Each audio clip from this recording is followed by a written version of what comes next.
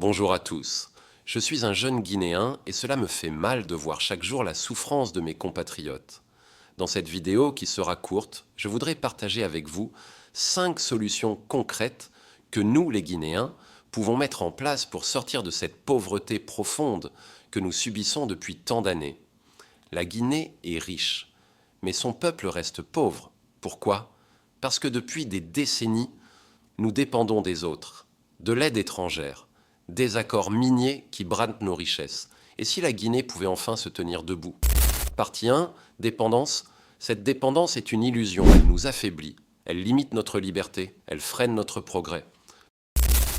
Partie 2, nouvelle vision. Imaginez une autre voie, une Guinée où nos ressources le construisent nos propres industries. Une Guinée portée par les Guinéens. D'autres pays l'ont fait, nous aussi nous le pouvons. Partie 3, solution. Comment? En transformant nos minerais ici, en Guinée, en soutenant nos entrepreneurs, en utilisant nos revenus miniers pour bâtir nos propres industries. C'est ainsi que nous transformons nos ressources en prospérité. Partie 4, croissance. L'éducation est la clé. Former des ouvriers qualifiés, des ingénieurs, des innovateurs, développer la recherche, construire des chaînes locales solides. Voilà l'indépendance.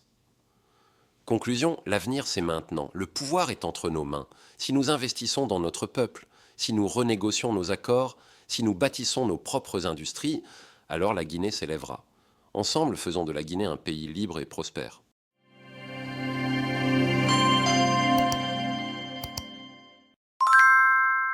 Le président Mamadi Doumbouya vient d'offrir des équipements aux 13 communes de Conakry. Un geste salué par certains comme un pas important pour moderniser les services publics. Vous avez lancé un cri de cœur au chef de l'État en disant qu'il vous faut des équipements, mais aussi les moyens. Depuis la fin de l'année passée, les dispositions ont été prises pour faire en sorte que ces moyens qui étaient auparavant logés dans les départements ministériels arrivent directement aux collectivités. On a commencé à faire ça depuis la fin de l'année. J'ai l'honneur de vous présenter et vous remettre ici au moins 10 camions bennes qui viennent compléter déjà votre flotte et également 10 tractopelles, dont 5 physiquement présents et le reste sont au port qui vont rejoindre. Ça veut dire que vous avez maintenant les matériels, donc camions, bennes pour ramasser et l'argent, les équipements, tout le nécessaire qu'il faut. Donc il n'y a plus d'excuses pour voir la ville de Conakry sale. Conakry, c'est notre capitale, mais la Guinée ne s'arrête pas à Conakry. Les mêmes dispositions sont également pour l'intérieur du pays. C'est le lieu pour moi d'abord de commencer à vous féliciter, Madame la gouverneure, féliciter aussi les présidents des délégations spéciales, l'ensemble des communes, puisque nous savons que nous avons aussi un héritage lourd. Nous partons de loin, mais nous vous demanderons toujours plus. Parce que quand il s'agit de la Guinée, chacun de nous est prêt à donner les siens. Désormais, ce que nous voulons voir à Conakry, c'est une ville propre. Nous avons récemment procédé à la séparation avec les instructions du chef de l'État des différents départements, notamment le département de l'énergie qui a été séparé en deux avec un département d'hydraulique et des hydrocarbures. Avant, toutes les attributions qui étaient éparpillées d'un côté au ministère de l'administration du territoire, de l'habitat, des infrastructures, certains qui se disaient « moi, ma responsabilité, c'est juste les déchets solides » ou « c'est juste les déchets liquides », désormais, ça aussi, c'est terminé. Nous avons maintenant une direction générale qui se trouve au sein du ministère de l'hydraulique et des hydrocarbures qui va répondre à la problématique d'assainissement dans notre pays. C'est le lieu également de saluer cette initiative et cette décision forte du chef de l'État. Maintenant, ce que nous voulons tout de suite, immédiatement, c'est de démarrer une première opération qu'on appelle Kaloum Propre. D'ici le 1er octobre, nous voulons que vous puissiez, avec votre leadership, permettre à ce qu'on puisse rendre Kaloum propre. Et les délégations spéciales, vous êtes maintenant équipés, vous avez les moyens. On va vous mettre en compétition parce que nous allons maintenant vous surveiller. Vous ne pouvez plus nous dire maintenant votre commune est sale parce qu'il n'y a pas d'équipement. On vous a donné les équipements. Vous ne pouvez plus nous dire que votre commune est sale parce qu'il n'y a pas les moyens. Nous ferons en sorte que les moyens aussi vous arrivent. Vous savez que nous rentrons depuis hier dans notre semaine de l'indépendance avec pour thème s'inspirer du passé pour construire le futur ensemble avec notre souveraineté économique assurée. La Guinée est désormais, beaucoup peut-être ne le savent pas parmi vous, la deuxième puissance économique de l'Afrique francophone de l'Ouest. Notée par les grandes institutions financières à travers le programme Simandou 2040. Donc cette année, nous assumons avec les orientations stratégiques du président, son excellence général Mamadi Doumbouya, notre souveraineté économique. Mais la souveraineté commence par quoi? C'est d'abord être en bonne santé. Être en bonne santé, ça veut dire vivre dans un environnement propre. Nous comptons sur vous, l'ensemble des différentes délégations spéciales sur l'ensemble du territoire, en commençant par Madame la gouverneure. Depuis qu'on a commencé, les 13 communes, on n'avait que 5 tractopelles et quelques véhicules. Aujourd'hui, le président de la République, sur l'emplacement du palais, maintenant là, vient de nous donner 10 tractopelles, mais aussi 10 camions. Donc le nombre de tractopelles qui était à 5, nous passons à 15. Et les camions, 10 camions sortis d'usine. Cela dit que, comme l'a dit le ministre, c'est de redoubler les efforts. Car qui parle de la Guinée commence par notre capitale. La capitale donnera l'image qui va booster les autres régions à suivre le. Est-ce vraiment une action sincère pour améliorer le quotidien des citoyens? Ou bien une stratégie pour renforcer son image et s'assurer du soutien populaire? Ces équipements vont-ils réellement transformer la vie des habitants ou ne sont-ils qu'un symbole destiné à marquer les esprits? À l'approche d'échéances politiques, la question se pose. S'agit-il d'un véritable engagement pour le développement local ou d'un calcul pour prolonger son pouvoir? Et vous, qu'en pensez-vous? Est-ce une initiative bienvenue pour la Guinée ou une manœuvre politique déguisée?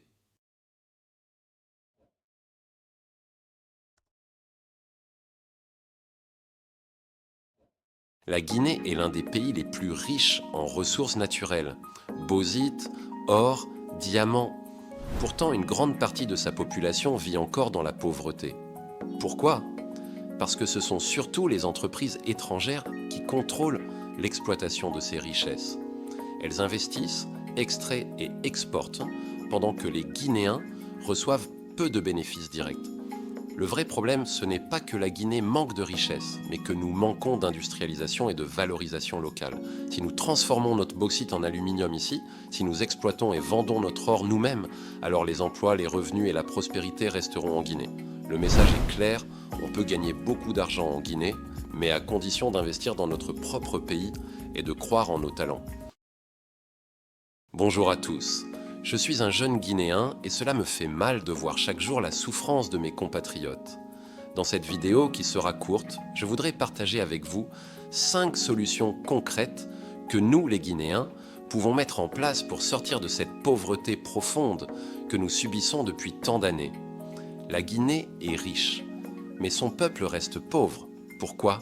Parce que depuis des décennies, nous dépendons des autres, de l'aide étrangère, des accords miniers qui bradent nos richesses. Et si la Guinée pouvait enfin se tenir debout? Partie 1, dépendance.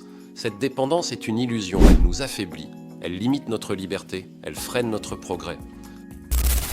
Partie 2, nouvelle vision. Imaginez une autre voie, une Guinée où nos ressources ne construisent nos propres industries. Une Guinée portée par les Guinéens. D'autres pays l'ont fait, nous aussi nous le pouvons. Partie 3, solution. Comment? En transformant nos minerais ici, en Guinée, en soutenant nos entrepreneurs, en utilisant nos revenus miniers pour bâtir nos propres industries. C'est ainsi que nous transformons nos ressources en prospérité. Partie 4, croissance. L'éducation est la clé.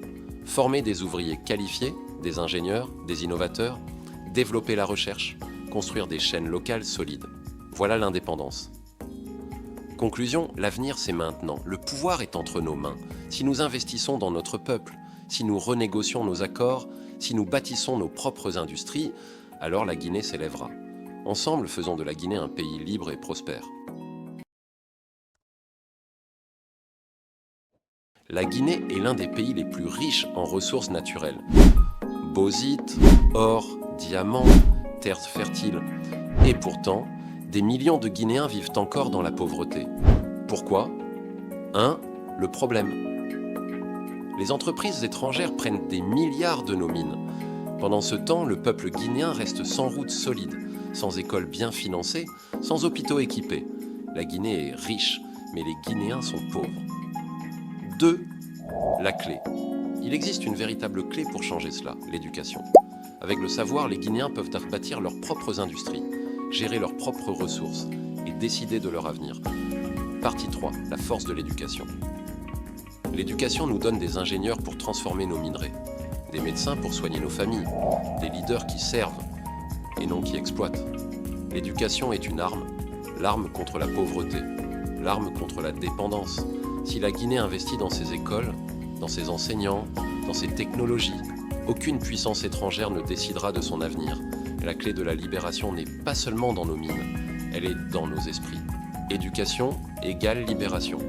L'avenir de la Guinée est entre les mains des Guinéens éduqués. Ensemble, ouvrons cette porte. Abonnez-vous pour plus de vidéos sur l'avenir de l'Afrique. Partagez ce message pour éveiller les consciences.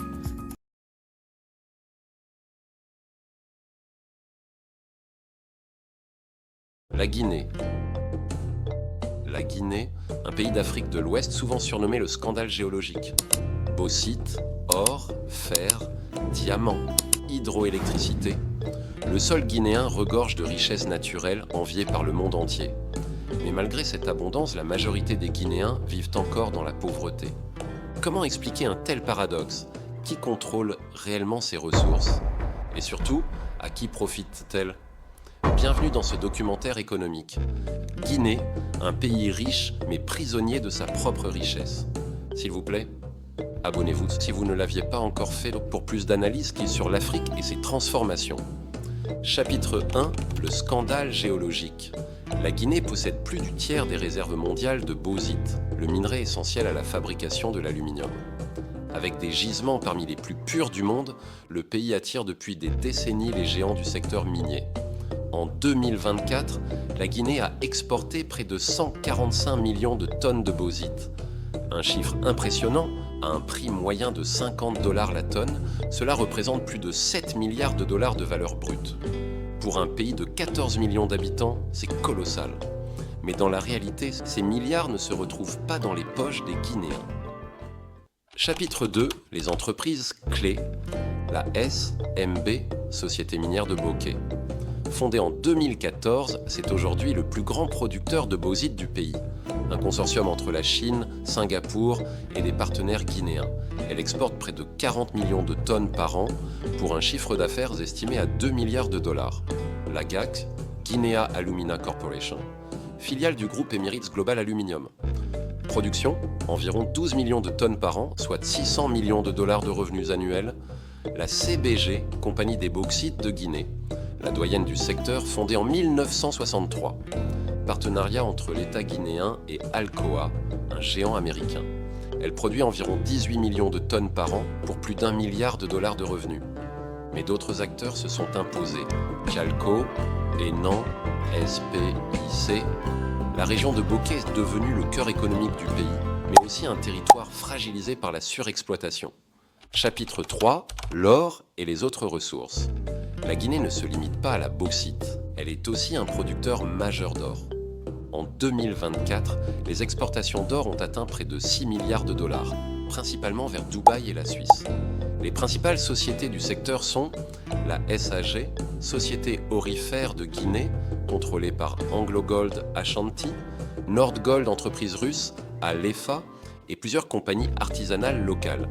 Mais encore une fois, une grande partie des bénéfices quitte le pays. Le secteur aurifère représente 15% du PIB, mais moins de 5% des recettes fiscales directes pour l'État. Chapitre 4. Un déséquilibre structurel. Pourquoi un pays aussi riche reste-t-il pauvre ? Parce que son économie repose sur l'exportation brute des ressources sans véritable transformation locale. Les contrats miniers, souvent signés à long terme, offrent des conditions très favorables aux investisseurs étrangers. L'État, lui, ne perçoit qu'une faible part, en moyenne 3 à 5% des revenus totaux du secteur. Pendant ce temps, les régions minières, comme Bokeh ou Kindia, subissent la déforestation, la pollution de l'eau et le déplacement de milliers de familles. Les routes s'usent, les sols s'appauvrissent et les promesses de développement tardent à se réaliser. Chapitre 5, les perspectives et les espoirs. Mais tout n'est pas perdu. Depuis 2021, le gouvernement guinéen tente de renégocier plusieurs contrats miniers. Pour augmenter la part des revenus nationaux, de nouveaux projets visent aussi à raffiner la bauxite sur place, notamment à Kamsar et Boké, avec la construction de futures raffineries d'alumine. Plusieurs conventions mentionnent le raffinage sur place. Ces engagements sont lettres mortes aujourd'hui. Pour ce faire, j'instruis le gouvernement de faire une évaluation des conventions par des cabinets spécialisés de manière à rétablir l'équité des relations entre vos sociétés et la République de Guinée.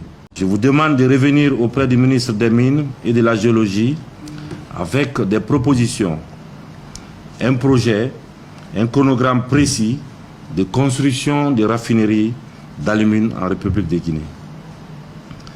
Le gouvernement n'hésitera pas à prendre ses responsabilités pour rétablir l'équilibre.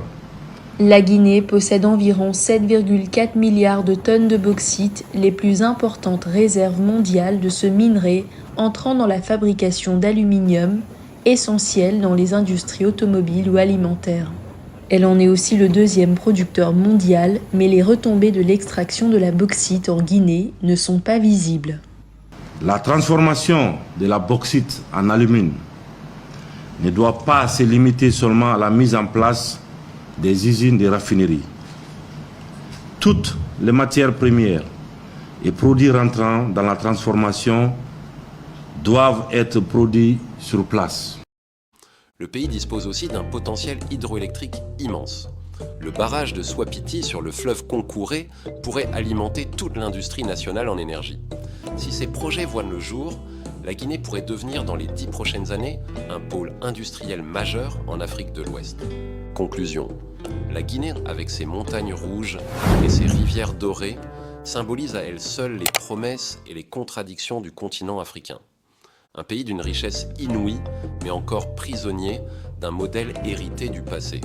Le véritable défi aujourd'hui, c'est de transformer la matière première en richesse durable et équitable pour tous. Merci beaucoup d'avoir regardé la vidéo sur la Guinée jusqu'au bout.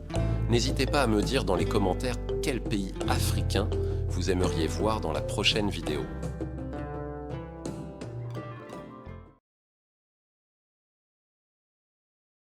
Comment préserver la démocratie face aux dérives alimentées par certains fléaux, dont l'extrémisme? La démocratie est une valeur sûre. Elle est inséparable des libertés et des droits fondamentaux de l'homme, lui permettant de choisir, de vivre, de s'épanouir et de choisir librement ses dirigeants.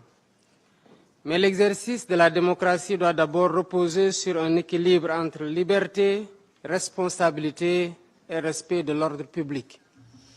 C'est cela qui assure le fonctionnement et la stabilité des institutions et la sécurité collective.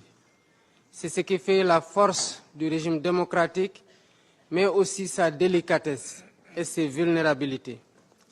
Cela dit, la pratique démocratique n'est jamais une œuvre achevée, mais un idéal en construction.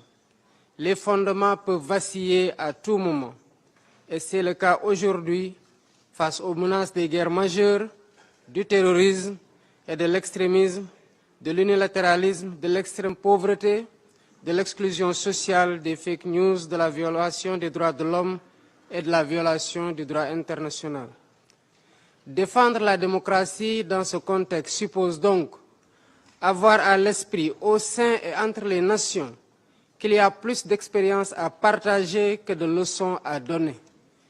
De nos expériences en Afrique, il est nécessaire d'instaurer un lien de confiance entre les peuples et leurs dirigeants, en veillant davantage au respect de l'ordre constitutionnel et républicain, et d'engager les réformes idoines pour des institutions indépendantes, plus objectives et justes dans leur fonctionnement au service des populations.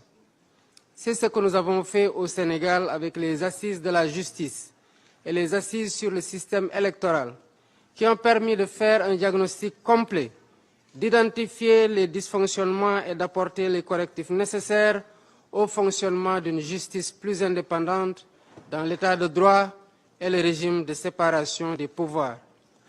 Faire bloc contre la recrudescence des interventions unilatérales, la logique de la loi du plus fort comme mode d'action de certaines puissances pour s'attaquer à des États souverains en violation flagrante du droit international. Il nous faut donc défendre vaille que vaille le multilatéralisme comme cadre unique d'action pour la paix et la sécurité mondiale et de dialoguer pour régler les différends. Nous devons aussi combattre l'extrémisme violent qui est aussi un fléau nocif à la démocratie. Son expansion menace même la survie des États. Il est à l'opposé des valeurs communes qui fondent notre adhésion aux idéaux qui nous rassemblent. Dès lors, l'obscurantisme se nourrit de l'endoctrinement, de l'ignorance de la vérité. Certes, la réponse est d'abord sécuritaire face aux actes lâches et barbares, mais elle doit aussi intégrer des réponses doctrinales pour déconstruire les idéologies extrémistes, y compris celles véhiculées faussement au nom de la religion. Surtout quand on sait que toutes les religions monothéistes enjoignent l'homme de renoncer à la violence et à cultiver la paix et le respect de la vie humaine.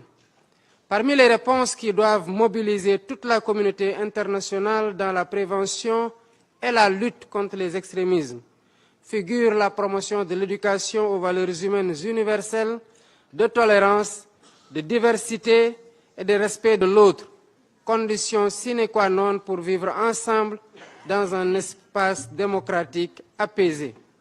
Il s'y ajoute l'application des principes de justice, d'équité, d'égalité, de dialogue entre les groupes culturels, les peuples et les communautés.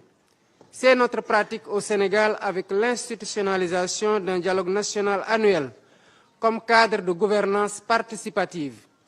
La réalisation des droits économiques, sociaux et culturels relève également du même ordre de priorité que l'exercice des droits civils et politiques. La lutte contre la pauvreté est un moteur puissant d'intégration sociale qui réduit les menaces au radicalisme et à la démocratie. Donc ensemble, agissons de façon solidaire pour le triomphe de l'idéal démocratique. Je vous remercie.